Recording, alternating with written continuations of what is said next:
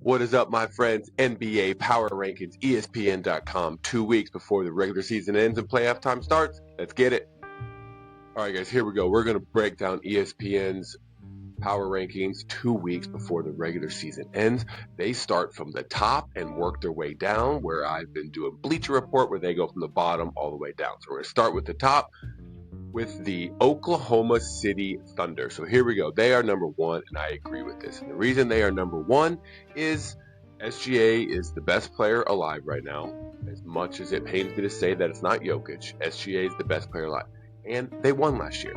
So they have the experience, and they have the wherewithal to know what to do when they get there. So that makes them number one. They have the best record, and they are playing the best, and they have the best player. That equals number one. Number two, the San Antonio Spurs. This is exactly right. San Antonio Spurs. They are the second best team, I think, right now. Surprisingly, they are the number one threat to dethrone the said Oklahoma City Thunder. And the reason being, Wemby, Steph Castle, Dylan Harper. I think those three are so important.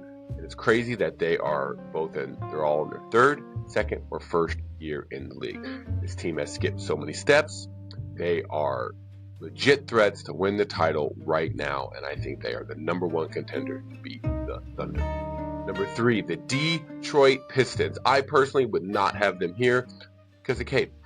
I do think, though, from watching the games and breaking down the stats and all that stuff since Cade's gone out, I think this has been a good thing. It gives Cade some rest. If he's able to come back healthy, let me paraphrase that, put a little asterisk there. If Cade's able to come back healthy and be full strength, okay, this has been great. Because what it's done is it has allowed right there, Jalen Duren has been the primary scorer and done really well. Mr. Dennis Jenkins has proven he's a guy. He is somebody important to win.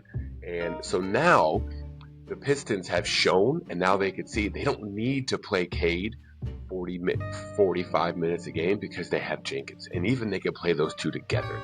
You have those three on the floor, again, assuming Cade is 100%, this team is the lead. I would still have the next team, Boston Celtics, ahead of them. So, Boston, number four, I would have them three. And the reason I would have them three is because, like the Thunder, they've been there. Detroit has not been there. They played great last year in the first round, but Boston has been there. They've won a title. Not everybody in the team, but the main parts of the team have been there. And Tatum, every time he comes out on the floor, he's looking better and better and better. So I feel like they are the biggest threat in the East. With Pistons, I would have them the second biggest threat in the East, would put them fourth. Next up, the New York Knicks. This team, so they're rising, but honestly, man, I'm not really a huge fan of them because you never know from day to day what you're going to get from quarter to quarter. There's been games where Karl-Anthony Towns has looked like utter garbage. And it's like, how they're paying this guy how much money, they need to get rid of him. And then the following game, he looks completely unstoppable. I think they're too up and down. I don't know. I struggle with this team. I struggle with knowing when and which one is the reality of them. And that makes it hard for me to bet on them. But I guess I would have them here because the other option in the East I have no faith in.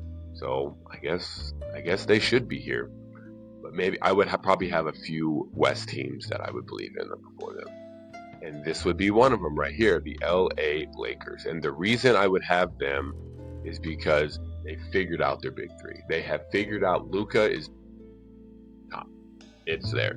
With a bullet point, right? It says right here, he has scored 600 points in the month of March, right? He's playing the best he's ever played. He's at the top of his game. Austin Reeves, he may be playing the best he's ever played.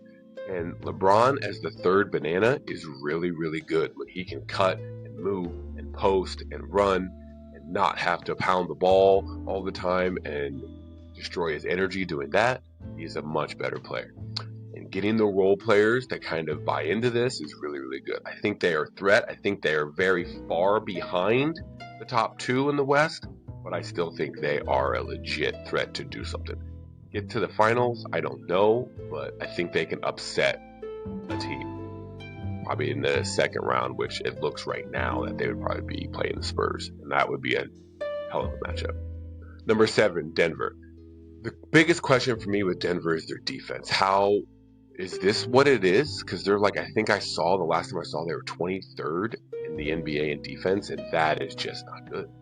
That is just not good. So, are they going to be able to turn it up? I went to the Nuggets Bulls game like 4 games after Jokic came back, and he looked really good on defense, and he hasn't looked like that the past couple of weeks.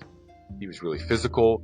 He was stopping. He was attacking every drive from the opposing team. He was getting his body in the way. He hasn't looked like that. So what's up with that? Is he hurt? Is he saving himself? I don't know. But with these two, hopefully these two can help carry, and I feel like they're both kind of dialing it up as we go. So I still think they are a bigger threat than the Lakers if this is just better. If it's better. Number 8, Cleveland Cavaliers. I really have no faith in this team, and I'm sorry. I have faith in Donovan Mitchell, but I also don't think Donovan Mitchell has proven that he can be absolutely amazing, but he cannot lead a team to the final. So therein lies part of the problem right there. Is I don't know how that's going to happen. I don't know how they're going to rely on James Harden. I think their thoughts are James Harden will raise our floor, and he will raise Mobley and Allen to be up better than they would with Garland, and then Donovan will carry him home. I just don't know. I don't bet on that recipe. Sorry. Number 9, Minnesota Timberwolves. I just wish they would be healthy and actually try for an extended period of time. So until then, I don't have faith that they can touch Denver, LA, or OKC or Spurs. So sorry, I just don't see it, because now they have it in them. But if Jaden McDaniels is going to be out, then no. They really can't lose anybody. If Ant's out, no. If McDaniels is out, no. If Rudy's out, no. If Julius Randle's out, no. They're so reliant on everybody they play that it's going to be an issue. And if any of them are not 100%. So hopefully they get it together, because watching Ant in the playoffs is magical, and I want to see that as much as we can. Houston Rockets. I have talked ad nauseum about how much I dislike this team right now and how they frustrate the absolute living bad word out of me, and nothing has changed. I like too many guys on their team for them to be this bad on offense. It's aggravating. I don't want to talk about it anymore. Next up, this is crazy. I just made a video on my other channel, Basketball FTW. You should go check that out. It did really well. This is just shocking to me.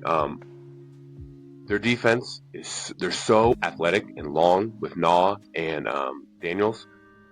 Great barrier thief. Great nickname, by the way. The only thing I don't like is their half-court offense at the end of games.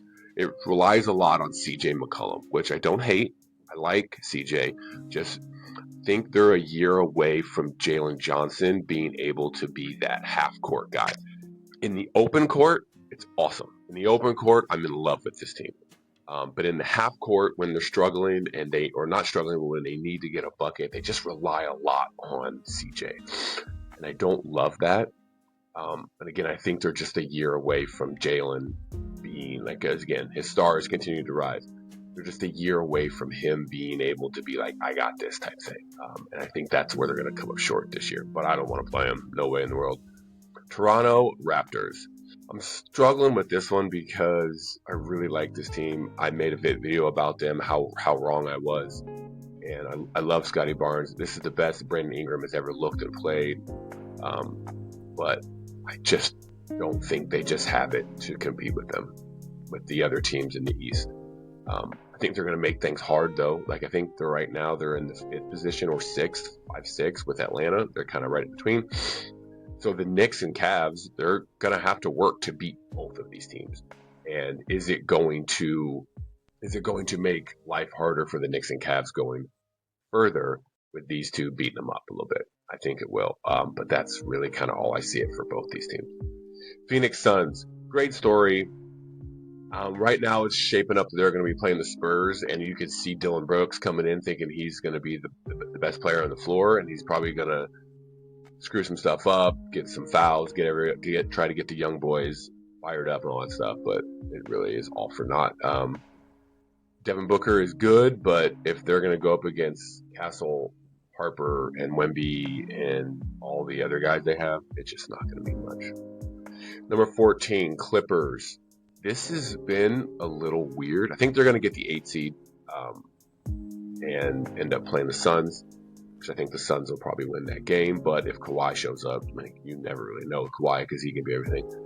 It's just really, I would be really interested to see this team next year fully healthy with Yannick at center full time and Brook move back to the bench if they're able to keep Mathurin and Garland and keep them together. It'd be really cool to see.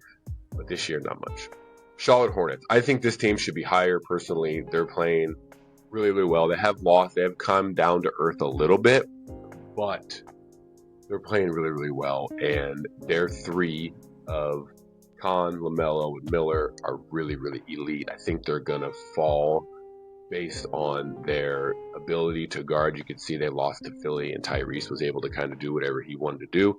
I think they're going to come an issue with that as they try to go further, and they're going to have an issue with big. It's going to be harder for them to guard bigs because they don't have any big, meaty guys. Miles Bridges, big, strong guy, but he's just not big enough to handle what they need to handle. Next up, Philadelphia. This is the biggest wild card for me. I said it from the beginning of the year. This is the biggest wild card. Paul George has come back, and he looks unbelievable. He looks like he's not trying to do anything he's not capable of doing. He's staying within a role, and he's playing amazing. DJ Edgecombe, now that he's moved back to 4th in the pecking order, is allowed to kind of go crazy. And that's kind of what you want of him. He's such a chaos agent that he's so good. I really love Oubre and Grimes as options 5 and 6. I love that for them. They can come in off the bench and just be crazy. Plus, they have 2 guys that on any game with anybody in the NBA, they can be the best player. Maxey and Embiid. They can be the best player in any game with any other team in the league. And that is hard to deal with. This team is scary. Watch out. If they're able to keep this. For a full to get to the finals, no. But you do not want to see them in the first round. When they have more rest, you don't want to see that. Next up, number 17, the Miami Heat. I'm good. Yeah. They're going to get hot, just like they did against Philly, just like he did against Philly in this game. They're going to get hot, and they're going to win some stuff. But to be a real threat, no. I just don't see it. I'm good. Orlando Magic. Yikes. If this does not spell blow everything up, it's pretty darn close. I would, after that is just crazy, right?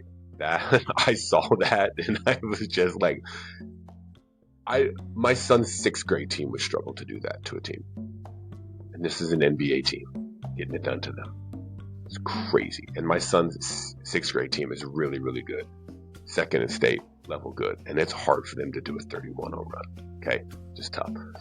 But I'm really concerned about. I don't think the coach is right for them. The offense is so not inventive. It's like Houston's offense, which is just hot garbage. Their offense kind of looks like that. Paolo, I'm hoping I'm gonna stay strong with him. I believe.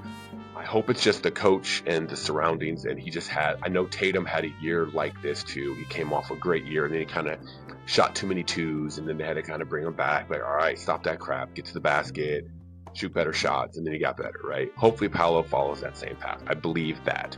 I think the coach needs to go, and I would not be surprised if Suggs or Carter Jr. are going to be on the move too, possibly Franz if they get the right pick or they get the right player back. I could see them doing that too, but I think big changes are coming into Orlando. Next up, Portland Trailblazers. I really like this team when they're there. I watched the game last night with the Clippers. When they're there and they're on, when they're fully healthy, this team is scary. And just wait till next year when Dame is back and Denny gets so many easy shots for his teammates in such a different way. Like Luka gets so many easy shots for his teammates, and Denny does the exact same thing, but in completely different ways. Every time Denny gets the ball, his head is down, he is going. But He can stop in the lane. He did a slow Euro step in the lane last night.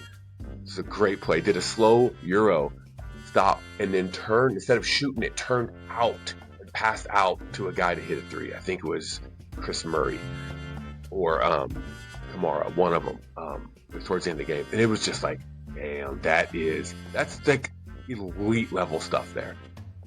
If they're able to get really lucky in this draft, if Dame comes back and can be Dame, but kind of move into the same way that LeBron has changed, I hope Dame is able to kind of go into his own version of himself in a different road. I'm going way too deep here on the 19th ranked team, but I just love this team. I really, really do. I'm going to do a big deep dive on them on my other channel, and I'll probably do a bit here on